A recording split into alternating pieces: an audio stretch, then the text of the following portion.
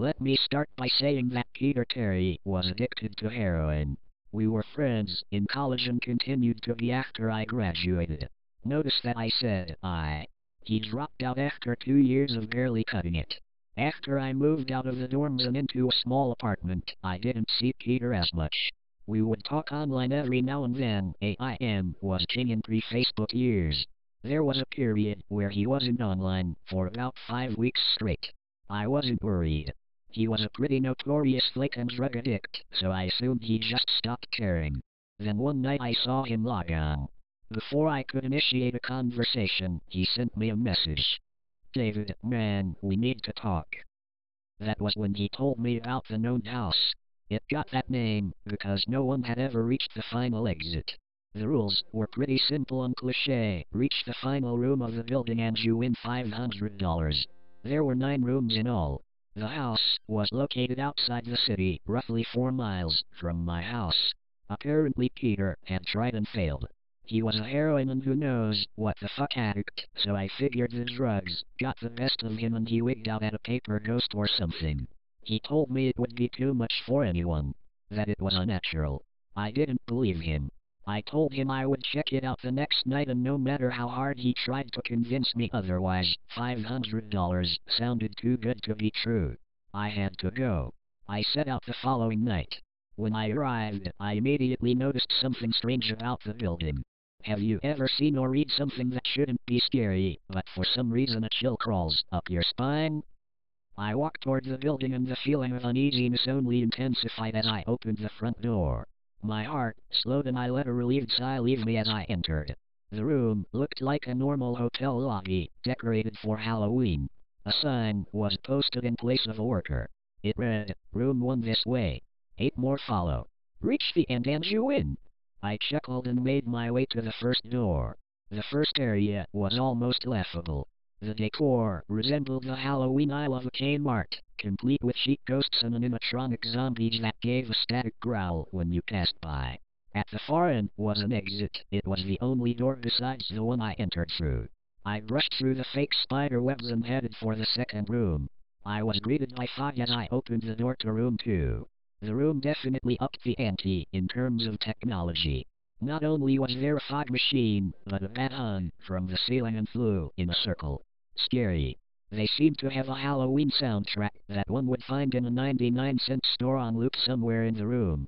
I didn't see a stereo, but I guessed they must have used a PA system. I stepped over a few toy rats that wheeled around and walked with a puffed chest across to the next area. I reached for the doorknob and my heart sank to my knees. I did not want to open that door. A feeling of dread hit me so hard I could barely even think. Logic overtook me after a few terrified moments, and I shook it off and entered the next room. Room 3 is when things began to change. On the surface, it looked like a normal room. There was a chair in the middle of the wood-paneled floor. A single lamp in the corner did a poor job of lighting the area, and it cast a few shadows across the floor and walls. That was the problem. Shadows. Plural. With the exception of the chairs, there were others. I had barely walked in the door and I was already terrified. It was at that moment that I knew something wasn't right. I didn't even think as I automatically tried to open the door I came through. It was locked from the other side. That set me off. Was someone locking the doors as I progressed? There was no way I would have heard them. Was it a mechanical lock that set automatically? Maybe. But I was too scared to really think. I turned back to the room and the shadows were gone. The chair shadow remained, but the others were gone. I slowly began to walk. I used to hallucinate when I was a kid, so I wrote off the shadows as a figment of my imagination. I began to feel better as I made it to the halfway point of the room. I looked down as I took my steps, and that's when I saw it. Or didn't see it. My shadow wasn't there. I didn't have time to scream. I ran as fast as I could to the other door and flung myself without thinking into the room beyond. The fourth room was possibly the most disturbing. As I closed the door, all light seemed to be sucked out and put back into the previous room. I stood there, surrounded by darkness, and couldn't move. I'm not afraid of the dark and never have been, but I was absolutely terrified. All sight had left me. I held my hand in front of my face, and if I didn't know what I was doing so I would never have been able to tell. Darkness doesn't describe it. I couldn't hear anything. It was dead silence. When you're in a soundproof room, you can still hear yourself breathing. You can hear yourself being alive. I couldn't. I began to stumble forward after a few moments, my rapidly beating heart the only thing I could feel. There was no door in sight. Wasn't even sure there was one this time. The silence was then broken by a low hum. I felt something behind me. I spun around wildly, but could barely even see my nose. I knew it was there though. Regardless of how dark it was, I knew something was there. The hum grew louder, closer. It seemed to surround me, but I knew whatever was causing the noise was in front of me, inching closer. I took a step back. I had never felt that kind of fear. I can't really describe true fear. I wasn't even scared I was going to die. I was scared of what the alternative was. I was afraid of what this thing had in store for me. Then the lights flashed for a second and I saw it. Nothing. I saw nothing and I know I saw nothing there. The room was again plunged into darkness and the hum was now a wild screech. I screamed in protest. I couldn't hear this goddamn sound for another minute. I ran backwards, away from the noise, and fumbled for the door handle. I turned and fell into room 5. Before I describe room 5, you have to understand something. I am not a drug addict. I have had no history of drug abuse or any sort of psychosis short of the childhood hallucinations I mentioned earlier, and those were only when I was really tired or just waking up. I entered the NoEnd house with a clear head. After falling in from the previous room, my view of room 5 was from my back, looking up at the ceiling. What I saw didn't scare me, it simply surprised me. Trees had grown into the room and towered above my head.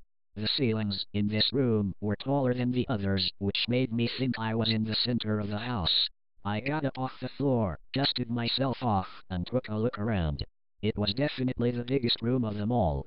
I couldn't even see the door from where I was. Various brush and trees must have blocked my line of sight with the exit. Up to this point I figured the rooms were going to get scarier, but this was a paradise compared to the last room. I also assumed whatever was in room 4 stayed back there. I was incredibly wrong. As I made my way deeper into the room, I began to hear what one would hear if they were in a forest. Chirping bugs and the occasional flap of birds seemed to be my only company in this room. That was the thing that bothered me the most.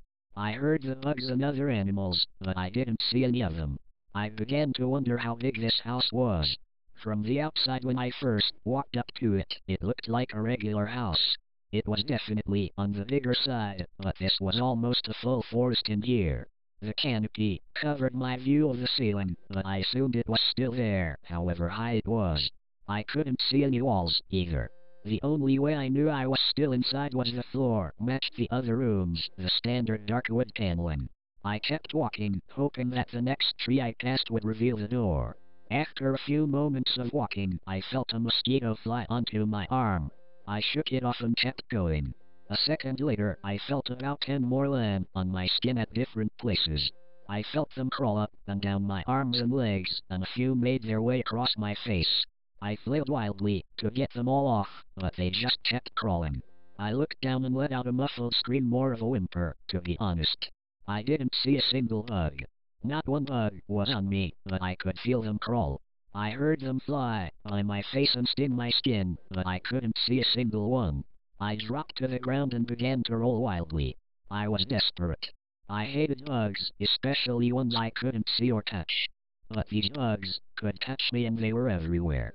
I began to crawl. I had no idea where I was going. The entrance was nowhere inside and I still hadn't even seen the exit. So I just crawled, my skin wriggling with the presence of those phantom bugs. After what seemed like hours, I found the door. I grabbed the nearest tree and propped myself up, mindlessly slapping my arms and legs to no avail. I tried to run, but I couldn't. My body was exhausted from crawling and dealing with whatever it was that was on me. I took a few shaky steps to the door, grabbing each tree on the way for support. It was only a few feet away when I heard it. The low hum from before. It was coming from the next room and it was deeper. I could almost feel it inside my body, like when you stand next to an imp at a concert. The feeling of the bugs on me lessened as the hum grew louder. As I placed my hand on the doorknob, the bugs were completely gone, but I couldn't bring myself to turn the knob. I knew that if I let go, the bugs would return and there was no way I would make it back to room 4. I just stood there, my head pressed against the door, marked 6, and my hand shakily grasping the knob. The hum was so loud I couldn't even hear myself pretend to think. There was nothing I could do but move on. Room 6 was next, and room 6 was hell. I closed the door behind me, my eyes held shut and my ears ringing. The hum was surrounding me. As the door clicked into place, the hum was gone. I opened my eyes in surprise and the door I had shut was gone. It was just a wall now. I looked around in shock. The room was identical to room 3, the same chair and lamp, but with a correct amount of shadows this time. The only real difference was that there was no exit door and the one I came in through was gone. As I said before, I had no previous issues in terms of mental instability, but at that moment I fell into what I now know was insanity. I didn't scream. I didn't make a sound. At first I scratched softly. The wall was tough, but I knew the door was there somewhere. I just knew it was. I scratched at where the doorknob was. I clawed at the wall frantically with both hands, my nails being filed down to the skin against the wood. I fell silently to my knees, the only sound in the room the incessant scratching against the wall. I knew it was there. The door was there. I knew it was just there. I knew if I could just get past this wall. Are you all right? I jumped off the ground and spun in one motion. I leaned against the wall behind me and I saw what it was that spoke to me. To this day I regret ever turning around. There was a little girl. She was wearing a soft, white dress that went down to her ankles. She had long blonde hair to the middle of her back and white skin and blue eyes. She was the most frightening thing I had ever seen, and I know that nothing in my life will ever be as unnerving as what I saw in her. While looking at her, I saw something else.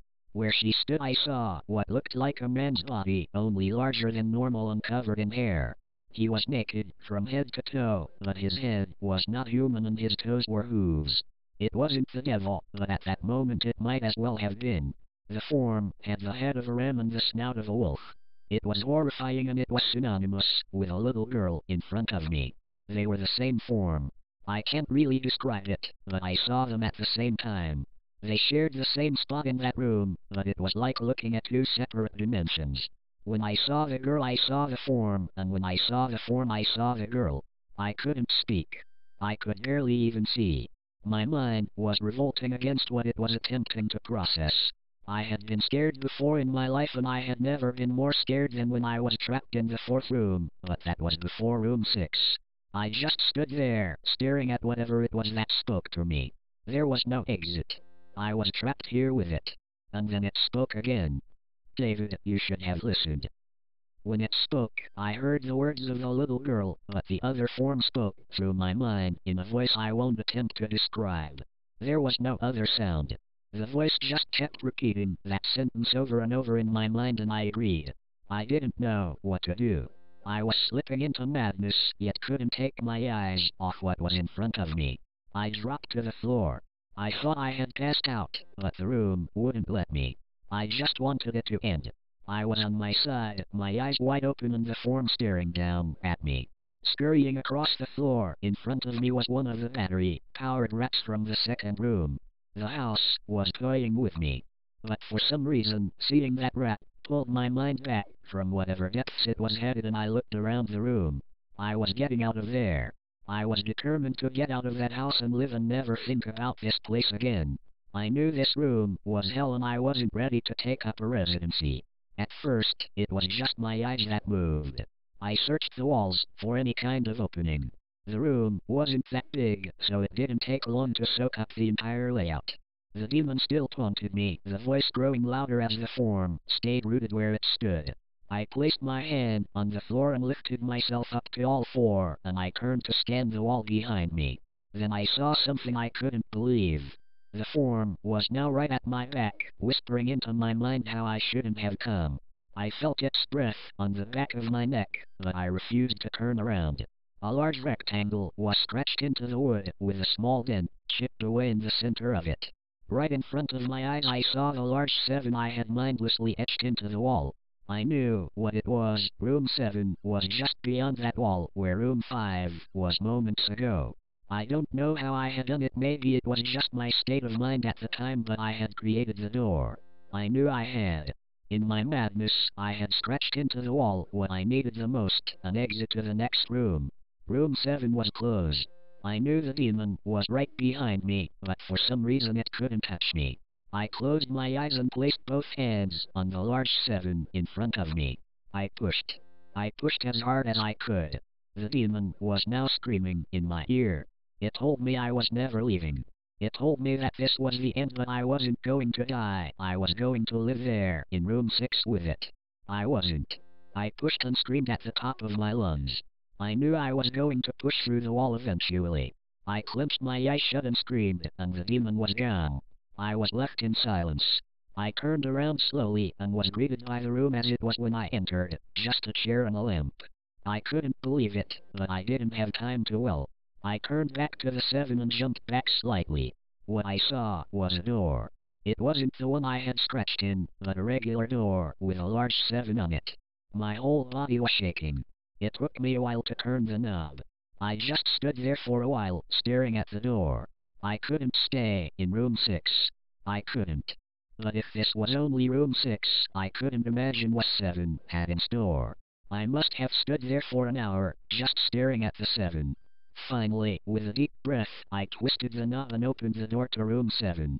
I stumbled through the door mentally exhausted and physically weak. The door behind me closed and I realized where I was. I was outside. Not outside like room 5, but actually outside. My eyes stung. I wanted to cry.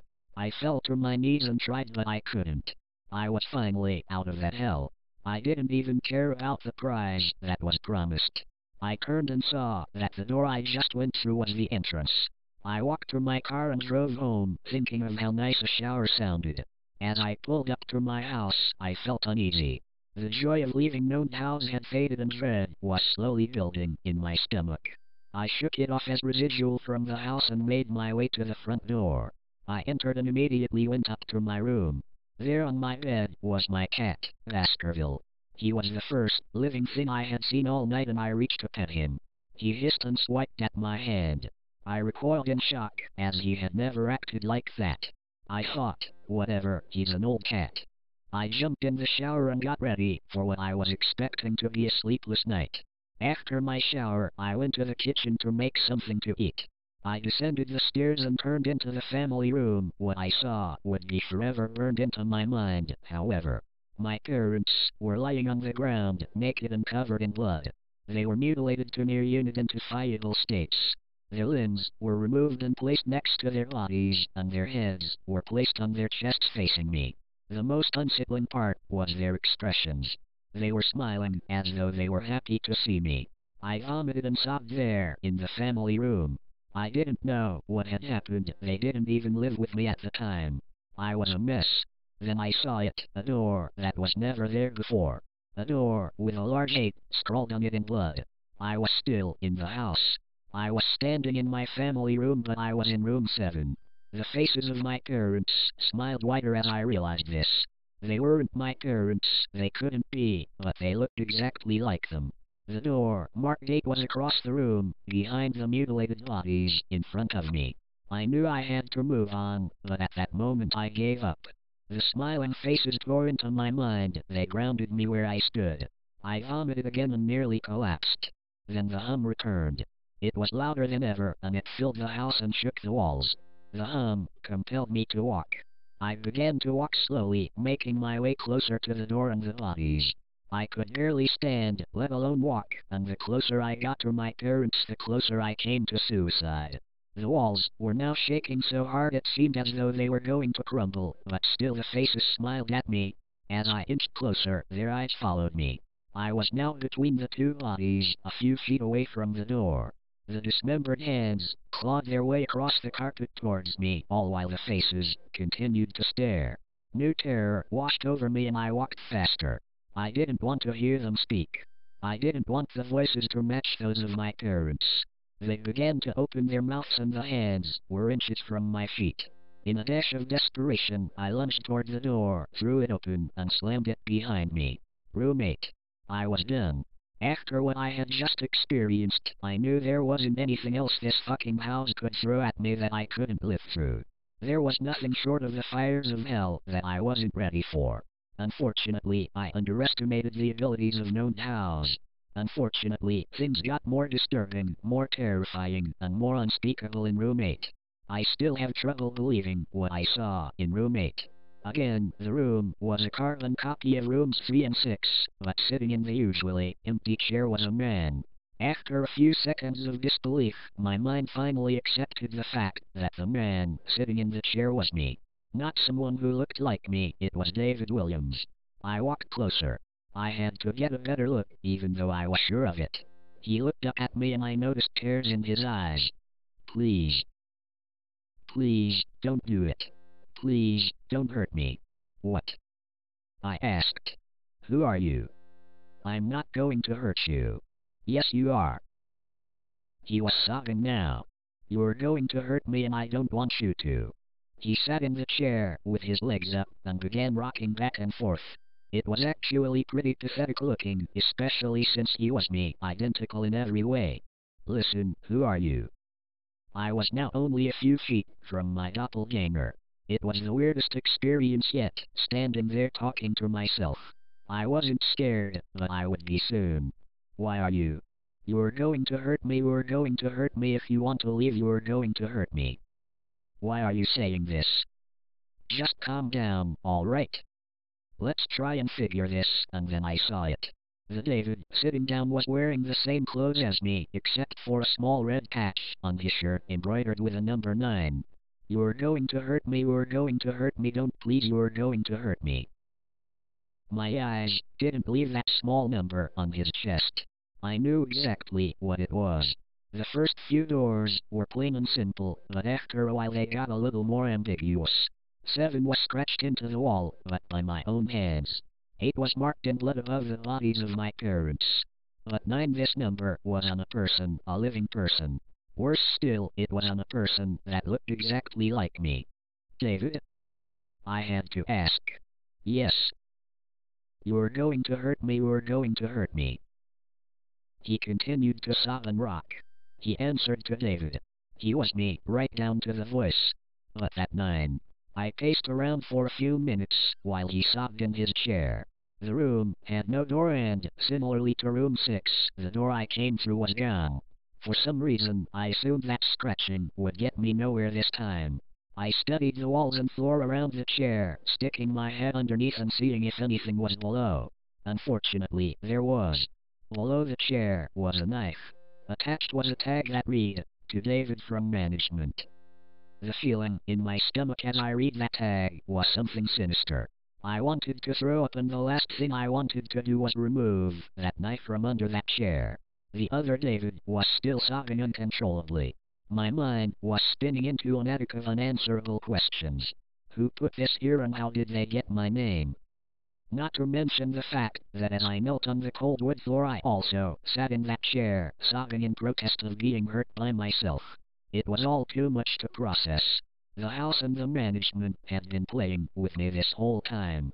My thoughts, for some reason, turned to Peter and whether or not he got this far. If he did, if he met a Peter Terry sobbing in this very chair, rocking back and forth. I shook those thoughts out of my head, they didn't matter. I took the knife from under the chair and immediately the other David went quiet. David, he said in my voice, what do you think you're going to do? I lifted myself from the ground and clenched the knife in my hand. I'm going to get out of here. David was still sitting in the chair, though he was very calm now. He looked up at me with a slight grin. I couldn't tell if he was going to laugh or strangle me. Slowly, he got up from the chair and stood, facing me. It was uncanny. His height and even the way he stood matched mine. I felt the rubber hilt of the knife in my hand and gripped it tighter. I don't know what I was planning on doing with it, but I had a feeling I was going to need it. Now, his voice was slightly deeper than my own. I'm going to hurt you. I'm going to hurt you and I'm going to keep you here. I didn't respond. I just lunged and tackled him to the ground. I had mounted him and looked down, knife poised and ready. He looked up at me, terrified. It was like I was looking in a mirror. Then the hum returned, low and distant, though I still felt it deep in my body. David looked up at me as I looked down at myself. The hum was getting louder and I felt something inside me snap. With one motion, I slammed the knife into the patch on his chest and ripped down. Blackness fell on the room and I was falling. The darkness around me was like nothing I had experienced up to that point. Room 3 was dark, but it didn't come close to what was completely engulfing me. I wasn't even sure if I was falling after a while. I felt weightless, covered in dark. Then a deep sadness came over me. I felt lost, depressed, and suicidal. The sight of my parents entered my mind. I knew it wasn't real, but I had seen it, and the mind has trouble differentiating between what is real and what isn't. The sadness only deepened. I was in room 9 for what seemed like days. The final room. And that's exactly what it was, the end. NoEnd house had an end and I had reached it. At that moment, I gave up. I knew I would be in that in-between state forever, accompanied by nothing but darkness. Not even the hum was there to keep me sane. I had lost all senses. I couldn't feel myself. I couldn't hear anything. Sight was completely useless here.